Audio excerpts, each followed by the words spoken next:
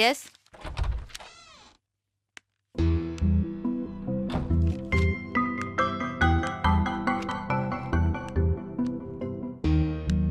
Ma'am.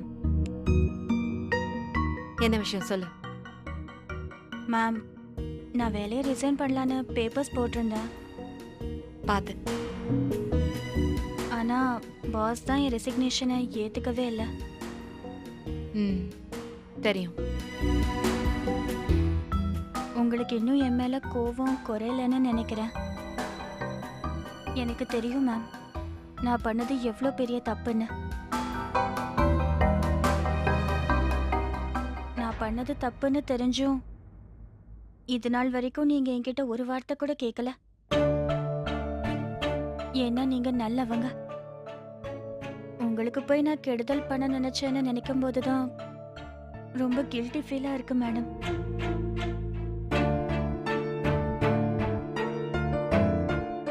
என்னால தான் உங்களுக்கும் கார்த்திக் சாருக்கும் தேவையில்லாத பிரச்சனை.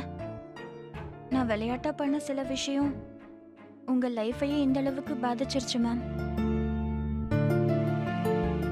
நான் பண்ண தப்ப நான் உணர்ந்துட்டேன். இனிமே என்னால உங்களுக்கு எந்த தொந்தரவும் இருக்காது.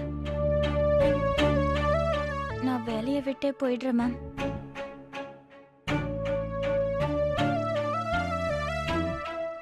நீங்க இன்னும் அமைதியா இருக்கிறத பார்த்தா என்னை பார்க்கவே உங்களுக்கு பிடிக்கலன்னு நினைக்கிறேன். அப்படிலாம் எதுவும் இல்ல. நீ ஏன் இப்படி முட்டாள்தனமா பேசுறன்னு தான் யோசிக்கிறேன். நீ வேலையை விட்டுட்டு போனா எல்லா விஷயமும் சரியாயிடுமா?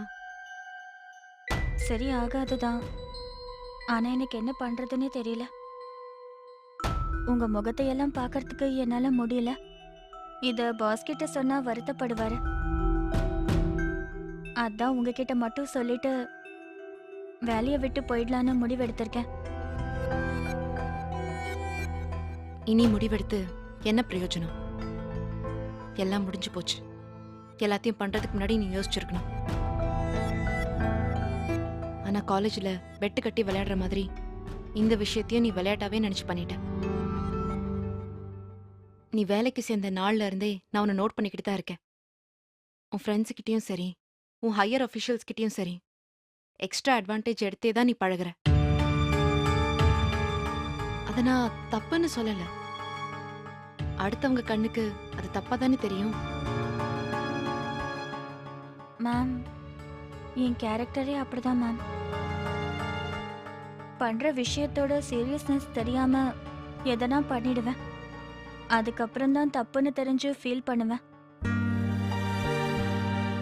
அப்படிதான் உங்க விஷயத்தையும் நினைச்சு தினம் தினம் ஃபீல் பண்ணிட்டு இருக்கேன். என்ன மன்னிச்சிருங்க மேம். நீ மன்னிப்பு கேட்க வேண்டியதோ இந்த மாதிரி காரணம் சொல்ல வேண்டியதோ என்கிட்ட இல்ல, உன் பாஸ் கிட்ட. நான் மன்னிப்பு கேட்டேன் மேம். ஆனா பாஸ் என்ன மனசார மன்னிச்சாரான்னு தெரியல. ஆனா திரும்பவும் என்ன வேலைக்கு சேர சொன்னதே என்னை மன்னிச்ச மாதிரி ஆயிடுச்சு. ஆனா என்னால பழையபடி வேலை பார்க்க முடியல. ரொம்ப கில்ட்டியா இருக்கு மேம். அதுக்குன்னு வேலையை விட்டு போயிடுவியா? இப்ப என்கிட்ட சொன்னதை உன் பாஸ் கிட்ட சொல்லிப்பார். என்ன ஆகணும் தெரியும்ல? ஐயோ, அவ்வளோதான் மேம். நான் இப்படி புலம்பிட்டு இருக்கேன்னு தெரிஞ்சா பாஸ் எப்படி ரியாக்ட் பண்ணுவாருன்னு தெரியல. எனக்கு அவ்வளோ அட்வைஸ் பண்ணாரு. மறுபடியும் நான் இப்படி இருக்கேன்னு தெரிஞ்சா கண்டிப்பா திட்டுவாரு. அவர்கிட்ட சொல்ற தைரியம் எனக்கு இல்லை மேம். தெரியுதுல? போய் ஒழுங்கா உன் வேலையை பாரு. Thank you ma'am. எதுக்கு? நீங்க என்ன மன்னிச்சதுக்கு.